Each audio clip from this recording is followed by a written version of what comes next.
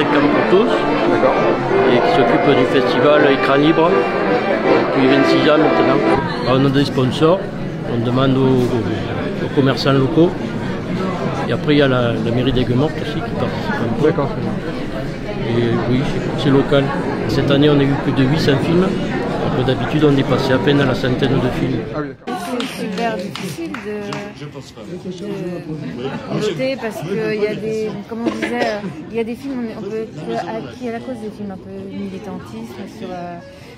C'est difficile de dire bah non ça me plaît pas, mais ce qu'on cherche aussi vraiment c'est l'originalité et puis que ça colle au format parce qu'il y a des courts-métrages on a l'impression qu'il en manque un bout et ça mériterait d'être traité plus grand, donc c'est très difficile en fait, de travailler le court-métrage justement pour ça.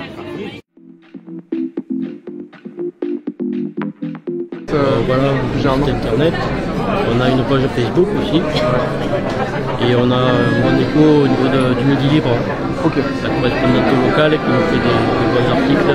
On l'a plus bonne.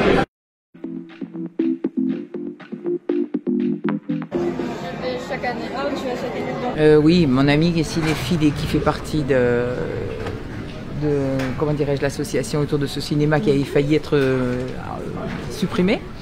Donc un groupe s'est mobilisé pour la sauvegarde du cinéma, on faisait partie et ça fait plusieurs années qu'il y a ce festival et on y participe, enfin j'y participe de façon plus ou moins bénévole parce que voilà, je viens prêter main forte et puis c'est aussi un grand plaisir, voilà. Bien sûr. C'est fait déjà.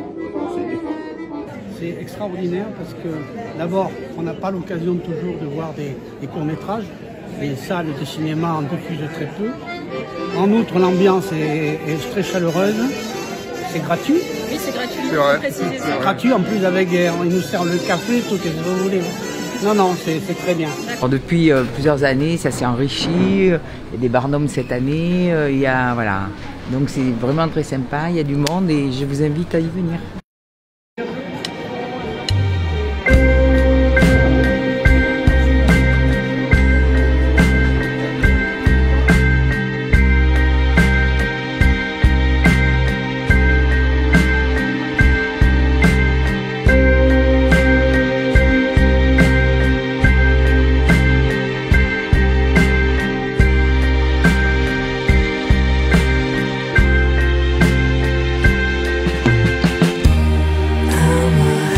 School of